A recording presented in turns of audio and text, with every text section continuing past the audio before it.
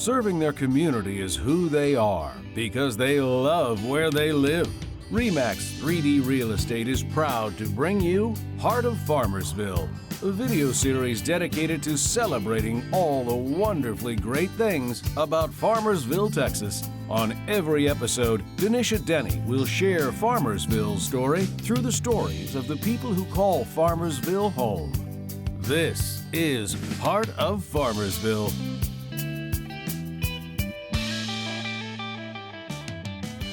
Thank you so much for watching Heart of Farmersville. I asked Gary Edwards to come on the show, not only because he was just awarded Citizen of the Year, but also because he is a person that has served this community for over 20 years and has a heart and soul for the people in this community.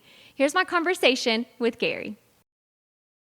Hey y'all, I'm Dennisha Thacker, your host of Heart of Farmersville, and today we're sitting down at 12 Stories with the newest Citizen of the Year, Mr. Gary Edwards. How are you today, Gary? I'm doing very good. Thank you so much for agreeing to come on the show. Thank you for having me. So I just met you on Tuesday, and here we are on Thursday. Yes, it's a whirlwind. It is, isn't it? Well, it was a pleasure to get to meet you at Rotary. I love your club. You guys have a tight-knit group that really have a heart for service. We do indeed. We have a good time with each other. I can tell. And you've got to pay if you don't wear your pin. I was Yes, like, you do. oh, I'm glad I'm a guest today. Yeah. Well, you had a pin on, I think. I It was a didn't have REMAX. my Rotary pin on, Oh, so okay. I had my REMAX, Yeah. but not my Rotary. Well, and I'm a Rotarian as well, and Yes. so I was happy to be a guest of June West there, and I was so excited to get to meet you, and Thank you. that's where I learned you were the Citizen of the Year. Yep. Well, let's talk about that. I think that's a really cool story. So how did you end up, that it was the chamber banquet, Yes. right, their annual banquet, and so how did you get there, and how did that go down? Well, the mechanics I really don't know too much about. I can say that my wife told me my granddaughters were taking me to the chamber banquet, which for a granddad is extremely exciting. And Was that out of character for them to want to take you somewhere like that? not necessarily, but not necessarily to the chamber banquet. That was actually my first time to go there. Ah. So anytime I get a chance to go with them, I'm excited to go. And but I didn't know why I was going other than that. How fun. So how old are your granddaughters? Are they in 19 and 16. in 16? Yes. How, you had to think something was up. This 19 and 16-year-old granddaughters want to No. take me to the chamber banquet, so here we go. No, I saw it. You see the father-daughter dances and things like that. I kind of figured it along those lines. Okay. So.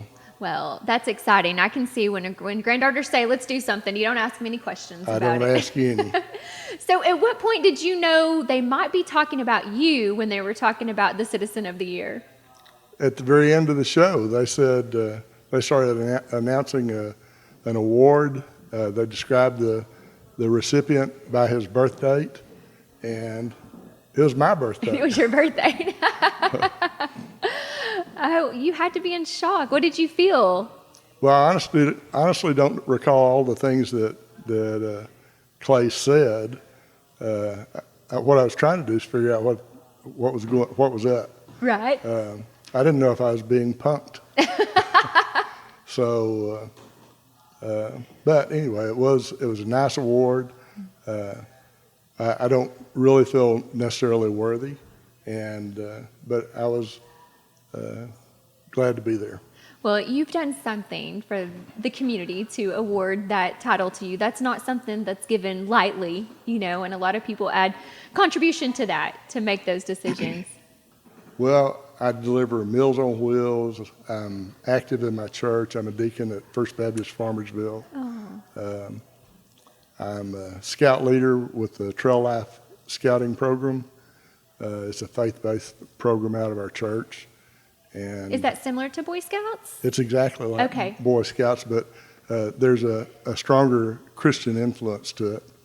I'm an Eagle Scout, so the pastor had asked me, when this organization first began in 2013, the pastor asked me and another deacon up there if we would mind mentoring or advisor position, and it just kind of takes you over. It does, Yeah. especially when you have a heart for that. Yeah. Did you have to create the curriculum then for the program? Well, we did. There, It was brand new in 2013. We had to create a lot of the. I plagiarized the Boy Scouts quite a lot in the beginning, as a matter of fact, for the curriculum. But yes, we did. What was it like becoming an Eagle Scout? It develops character, and I didn't realize it at the time, but it gives you confidence. The merit badges, the I don't know, militant styling of it, it kind of gets you in line. I was pretty wild, and I was fortunate enough to be invited by a neighbor who had 2 sons my age, and the 3 of us went through the whole program together and made Eagles at the same time. So, Oh, that's fun. You had 2 partners in crime then. I did, yeah, and had a good time doing it too. I Lots bet. of campouts and lots of hikes, a lot of shared experiences. I bet your families were happy that you guys were in that to do something constructive. Rather than destructive, Yes. yes, yep, because I could have gone the other way, you know. Right. So we can see you're military. You're a constable for Collin County. Yeah. Did being an Eagle Scout, did that put a little emphasis on? I'm sure it did. I can't put a finger on exactly what it did, but other than it gives you leadership skills. It helps you to get started developing a leadership style or skill. So, yeah, you could say it affected that. Mostly what affected my law enforcement career was my father-in-law. Okay. He told me I needed to get a haircut and get a job at the county. Was this before or after he was your father-in-law? It was after he was my father-in-law. He had been telling me the first part all along before, but he was a constable down in Dallas County, and he had encouraged me to apply at either the sheriff's office or the constable's office. And in '75 I did, and went through the sheriff's academy and worked my way up through Dallas County for 32 years, and Wow. retired up in North Dallas as a chief. And whenever I retired, I thought I was through with law enforcement. You know, I was going to live the farm life. And my wife said she had twice the husband and half the income. I needed to get a job and get out of the house. She probably wasn't used to that. Well, she was like me. It was unusual being around her all the time. I was getting in her way. So fortunately, the constable up here had an open position, and he scooped me up. How long have you been here then? Since October the 10th, 2007. Okay. And the difference between urban constabling and rural constabling is like night and day. Oh, I You bet. know, at the time we were driving rock roads and chasing loose livestock and driving up long muddy driveways, and that's quite a difference than all the concrete and tall buildings in Dallas. What is the main role of a constable? I'm sitting here talking to you, and I'm thinking, I don't know that I know exactly what all a constable does. Well, the constable was created by the Constitution, Texas Constitution. The sheriff and the constable were the principal law enforcement agencies, and the constable attends to the justice court. We bailiff the courts. We work the warrants issued out of that court, the civil papers issued out of that court, as well as the county and district courts. Okay. So you handle a lot of that. Is that where you go and serve people and those sorts of things too? We will do citations, tax papers, evictions, writ of reentries, which puts people back in the house if the landlord didn't treat them right, or writ of restoration if the landlord cut off their utilities unnecessarily or illegally. We do protective orders, and then assist the sheriff and any other law enforcement agency in regular patrol type things. Okay, so if they need backup for something, then you go and... We're certified peace officers, and we carry all the equipment that regular sheriff patrol or Farmersville patrol officers carry in their cars. Is this your area then? Farmersville? The east side of Collin County is my precinct. I'm in Precinct 2. I'm the Constable of Precinct 2, and that's about 43% of Collin County. Oh, wow. And it's the rural side of Collin County. Right. So there's a lot of driving. There's 19 towns, cities, and communities on this side of the county. Farmersville's one of them, and it happens to be the one that I'm most in love with. That's what I was thinking. I'm thinking, I bet you love Farmersville. Yep. Because Farmersville loves you back. So I'm like, They this do. gentleman has to put a lot of effort and energy into this community. And I could just tell in meeting with you on Tuesday, Yeah. you love this community. I do indeed. So do you live here close by then, you and your family? When I bought my land, the north side of it is in Farmersville. The south side is my 911 address is in Nevada. Okay. So that was a shock to me. I thought I was buying land in Farmersville, and I got a Nevada 911 address. But I live on the Tom Bean Creek, and that happens to be the dividing line between the two. Now, the Farmersville School District drops on down south to my road, and because I'm on the north side of it, I pay Farmersville school taxes. So you just are all sprinkled into all the Yes, communities. yep. So do you have a favorite story from all these years of being a constable? One that when people are like, oh, what's it like to be a constable? What's the craziest thing that's ever happened? Or do you have any stories like that you want to share? Well, nothing in particular comes to my mind. Just it's rewarding to make things right for people who feel like things are not going their way, mm-hmm. whether it's on the civil side or the criminal side. If we collect judgments, mm-hmm. so if somebody has been wronged financially, I think the courts make 50% of the people happy and 50% of them mad.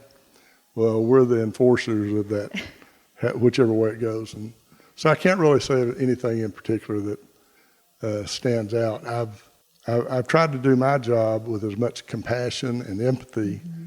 as I would want to be treated myself. Right, the golden rule. That's it. I can see that just in your spirit. You just seem to have that type of spirit.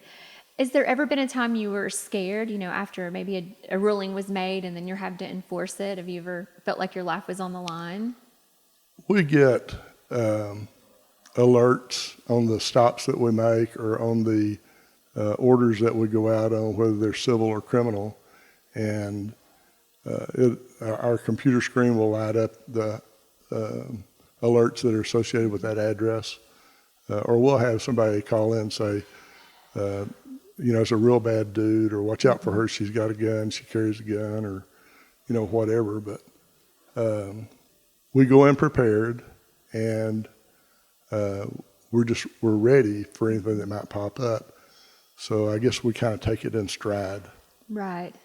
Which is kind of nice. You're not at the front line, but right. You're right there behind them and beside them if they need you. Right. So what was it like raising your family, being a constable and being in that role?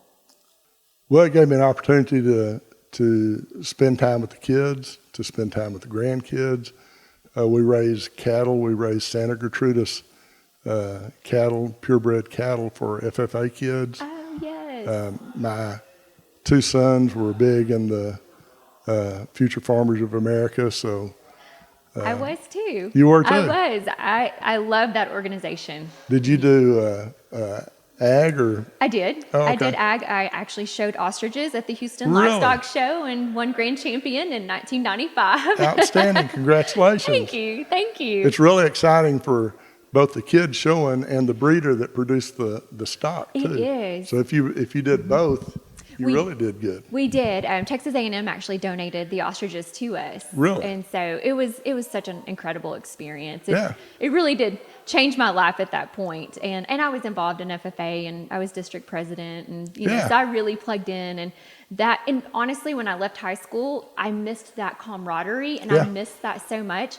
So later in life, when I found Rotary, I'm like, oh, this is like FFA, just that service above self, because FFA is still so much about that too. Yeah. And so it's just, I feel like I found my home when I found Rotary as an adult. We've been a part of FFA since '93. My first son got started in it in 1993, and I consider it one of the most wholesome things you can get involved in, along with Boy Scouts and trail life. All of those are great for the kids to develop character and confidence and public speaking, just responsibility, you know, raising the livestock. It does. And you understand that there's something bigger than you. Yeah. But it also gives you purpose, you know, and when you meet other people who have been a part of like FFA and those organizations, you instantly know what type of person they are and what they've been taught and what their background really is and their character, like you said. If you travel around the nation making the national shows or the state shows, that further develops that student. You know, it's an outstanding program. It really is. And we can't seem to get away from it. Every year we get drawn back to it. I still have to buy the meat and the fruit in November when it comes around. I'm like, okay, where's my FFA student? Like when they graduate, I have to find another one. That's it. Because I love that. And that teaches them so much too, having to go out and sell the meat and the fruit and do the fundraising and all of that. It touches every element. And I love it's for boys and girls. You know, when I was going through, it was heavy, you know, on the guys, but it was such a great experience for me. And I competed in ag mechanics, so I learned things that I would have never learned had I not had that experience. My oldest granddaughter is a welder. Whenever I need something welded at the house, I get Macy to come over to do a pretty weld rather than my dirt dauber. Yes, I drove the guys crazy because I could weld better than they could. The only guy who could do better than me actually went on to be a professional welder, so I let him have that one. But it's very good. The ag mechanic programs, they make cool projects. They really do. So do you help volunteer with the FFA even now, or? Well, only in the sense that we will make the shows, the local shows or the State Fair, Fort Worth. We'll make those. We'll watch our kids do well. I was going to tell you, we had a student 3 years ago that followed your path too. That went on. We just got notice that she was graduating summa cum laude at Texas A&M. Oh, so that's awesome. She went through the officers on the state level and the national level, and lots of scholarships associated with it. And that's a big commitment. People don't realize if you become a state officer, you give up an entire year of your life to travel the state and to be a representative of FFA in all the different districts. She is extremely committed to it. I'm sure you were too. It just runs in your blood. Like once you become a part of it, it becomes who you are. And you know how much it changes your life. And so you want to help change other people's life with it too. And so, yes. And Rotary's doing the same thing with RILA Camp. Yes. They're developing outstanding leaders, business people. I'm the chairperson in Greenville for that as well, like June is for you guys here. And I have been doing it for over 10 years now. And now I've had kids come back and say RILA changed their life. Still, 10 years later, and here we are, and that RILA program has changed them. It gets them out of their comfort zone and teaches them that they can be a leader and how to be a leader, just like FFA does when you go through the leadership part of that. I love that. We kind of like some of the same things. Amen. Well, what are some of the other activities you love to be plugged into here in Farmersville? Like you said, Rotary. Anytime there's anything going on at First Baptist Farmersville, I want to be a part of it. I completely enjoy, the different things that we do there. I'm getting on up there in years, so I don't do all the mission work that they do. I love to cook, so Wednesday nights we have Wednesday night meal. It's kind of an outreach. I wasn't much help last night, but I enjoy being a part of that. I used to be a cook team leader, and I had to give it up because of my lower back. Oh, man. Tell me what you cook. What do you cook? Well, last night we did pulled pork. The week before, it was ribs. Okay. So do you have like your big smoker that you do all this in? Yes, ma'am. Do you travel and compete? No, ma'am. No? Okay. No, but we've my son and I have provided meals for the high school athletic program and for wedding venues and just anything around. If somebody has a need, we'll figure out a way to cook for them. I love We have a good time doing that. That's something that you can do. It doesn't matter what your age is. You can always help feed someone. Amen. And no one has to go hungry. Not in America. And everybody seems to like barbecue. That's true. It's a universal language in the food world. Or at least down here. That's true. I don't know. Sometimes you go to different, Mississippi and some of those places that they're still down for their barbecue too. Yep. But then you have to have the discussion over whose is best. And Well, I'll yield to anybody else. I like to eat everybody else's food. I know it's fun just to try it out. I love the barbecue place here in Farmersville. Yep. The Wooden Time. Wooden Time. Yes, I really love their barbecue. Mr. Presley's done a great job of it, hasn't he? He really has. Real neat inside, like this building here. Oh, I know. Marty's done well here. Marty's done such a great job, and I'm so thankful he lets us sit down and do our conversations Very here. kind of him. Here, and I love that. But this community's been so welcoming. We just got into town, and so it's been so great to meet new people, and you can see everyone really cares about one another. Yep, they do. So we're on Heart of Farmersville. So let's talk about, what do you love about Farmersville? We've talked about a few different things, but Well, they have the rails to trails. If you like getting out and exercising or riding a bike, I think the trails go well past Paris, Texas. yes. It's absolutely beautiful. Farmersville has done an outstanding job of adding to it. Every year they develop it a little bit better. Their community programs, the little water pad parks out here that the city created and Rotary comes in and adds to it. Do you get involved in some of the downtown strolls and some of the... Audie Murphy Parade, Christmas Parade. There's always an event. There's something neat about rolling up the red brick road, the main drag, Yes. in a parade. It's really cool. It's very much like what Mayberry would be like Yes. in the 2020s. Yes. There's something special when you come around the corner and you hit that red brick road, you are in a different place. Yep. And it's a really cool experience. Cool shops, cool restaurants, cool coffee shops. And the people are very caring, loving, very warm and gracious. It's real easy to feel like this is home. It really is. I'm glad to hear you say that. It has felt that way for me too. So how long have you been here in this area then? 20 years. 20 years. Well, we bought the land in '97, Okay. and I bought it in anticipation of retirement, and everything just worked well. God's been in good control of this life. Oh, man, just drop the mic. We're done. Yeah.